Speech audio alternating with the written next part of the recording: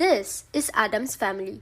His family are avid Twitter users. However, each of his family members seems to express themselves differently on Twitter. How did this happen? You see, Adam is a teenager who loves to express his feelings on Twitter, like when he's tired with his assignments. According to Searle's Speech Act theory, what Adam is doing is that he is using the Expressive Speech Act. It is a speech act that expresses the speaker's feelings. Our study discovered that Expressive Speech Act is the most used speech act on Twitter. In fact, it made up 74% of our collected tweets. Are you one of them? Meanwhile, Adam's dad is a politician. Unlike Adam, he mostly uses his Twitter account for work purposes, like advocating a candidate for the election and making pledges for political changes.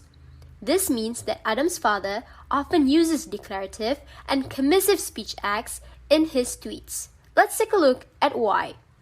Declarative Speech Act has to bring changes to the current state of affairs. For example, war declaration or truce announcements. Meanwhile, the Commissive Speech Act expresses the speaker's future action.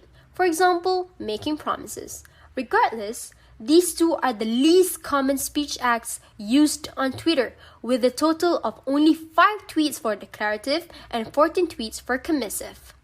What about Adam's mother?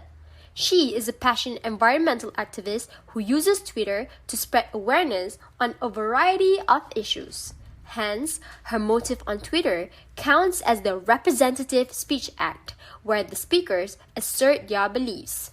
This is the second most common speech act, with 36 collected tweets. And lastly, we have Adam's older brother, Ame.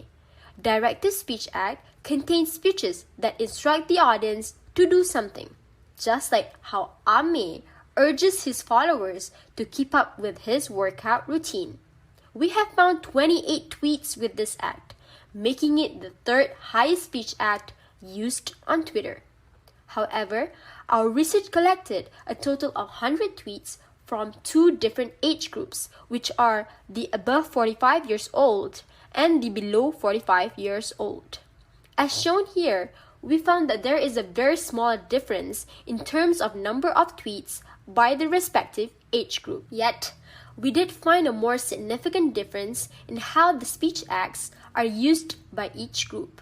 We found that Twitter users aged below 45 tend to express more negative emotions and make more refusals compared to those aged above 45.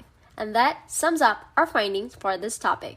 Hopefully, you've learned something useful from us. Thank you for listening.